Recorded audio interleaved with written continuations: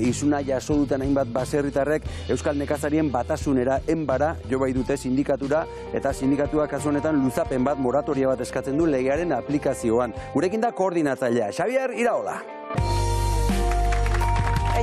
Arratsaldeon, Xabier, ongi etorri. Arratsaldeon. Xabier, entzun ditugu Jaioneren adierazpenak nola Tolosara etorri ziren udazkenean, inspekzioa egitera eta bar, kezkatuta daude baserritarrak eta badakigu zuengana batzuk behintzat jo dutela aholku eske. Zein dira bereien kezkak edo, zer da zuei esaten dizuetena? Bueno, Jaionek esan duen bezala, azkenen nekazal jarduerak oso margen txikia ditu eta lege barrunen modu arauen barrunen sartzeko edori eta kotizazioak eta beste gainantzeko gauzak betetzeko askotan ez du margenak ematen. Eta orduan, beak esan duen bezala, bi edo hiru kasustika diferente daude.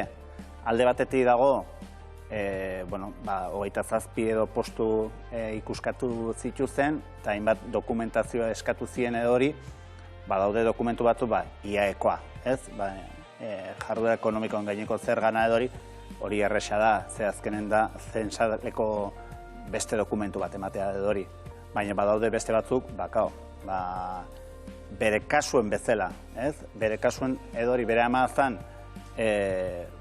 pensionista, ez? Eta orduan azkenen ikuskaritzak esaten dizuna da, edo esan ziena zan, edo jubilazio aktiboa etxekitza, modalidade horretara, edo bestela etxen gehatu behar duzu. Ezin dezu inor kontratatu, pensionista izan ezkeo.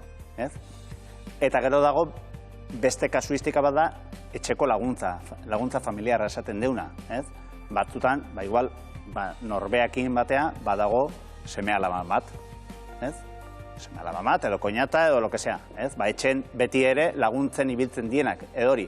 Eta askotan, ikuskaritzak esaten da, nahiz zure semea izan, eta ikasten egon, eta larun baten eskue motatzikula ordu pare baten, kontratatu inberrezu.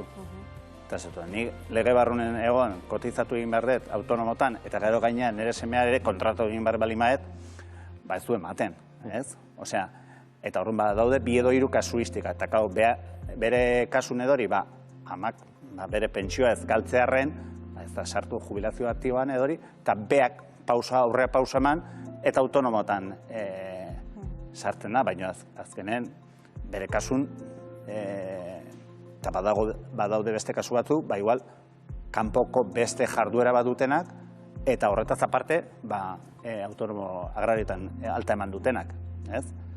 Daude kasuistika diferentek, baina, mingarrina da pensionistan kasu. Aipatzen da ez da, eta zuk ere esan duzu kasu bat da jubilazio aktiboarena, jendeak hobeto ulertu dezan, azalduko diguzu zer den jubilazio aktiboak edo horrek zer eskatzen dizun? Jubilazio aktiboa da, zuk naiz eta adinagatik eta kotizatu dezunagatik edori jubilatzeko, erretiro hartzeko adinean egon arren, lanen jarraitu nahi dezu, edo beharra, hori ja norbeak erabakiko, baina jarraitu nahi dezu, eta orduan, badaude modalidade bat, jubilazio aktiboa esaten zaiena, eta zuk horta atxikitzea, eta orduan, zure pensioaren erdi edo hori kendu egiten dizute, edo uko egiten diozu zure pensioaren erdiari, kotizazio normala baino txikigoa egiten duzu, eta orduan, jarraitu dezakezu lanean. Eta hori da jubilazio aktiboa. Baina hori ez da bakarrik nekazaritzen bakarrik, hori beste arlo askotan ere badago. Kulturgintzan esate baterako. Bai, eta beste autonomotan edori, nik ezakit bestela, baina autonomotan behintzat, jubilazio aktiboa da hori, bazuk 65 urte edo 67 tokatzen zaizuna, bete duzu, jarraitu nahi duzu, lanen edo behar duzu, eta ez duzu, bani jarraitu nahi. Osea, pensioaren erdi galtzen dut, baina igual, suposatzen da, zure jarduerarekin galtzen duzuna baino edo uko egiten duzuna baino gehiago irabazten duzula. Kasu askotan nekazaritzen ez da horrela. Badakigu aldundiarekin kontaktuak izan direla eta azken bilera importante bat ere bai. Ez dakigu horre adostasunen bat, soluzioren bat jarri ote den mai gainean? Bueno, guk gizarte segurantzaren jo nahi gendun, baina, leheno beste batekin komentatzen duna zan, guri ere erreparo ematen dio, porque oso gai delikatu edia. Eta, bueno, oso sensible jendeentzako, pentsioa galdu, ez galdu, eta horien, eta orduan askotan horrelako entidade baten gana, are gehiago entzuten duzunen Madrideko gobernukoa dela, dana dardarizo baten jartzea, ez? Eta orduan, gure aldetik, eskertzekoa da, osea, Foru Aldundiak jodu gizarte segurantza zuzendaritza gana, eta badakit ere bai, egon diela gobernu zentraleko zudelegatu edo, ez? Guillermo Txenike, edori. Eta, bueno, egin dutena da, pixkat, azaldu zer aktuazioa egin zuten, ez?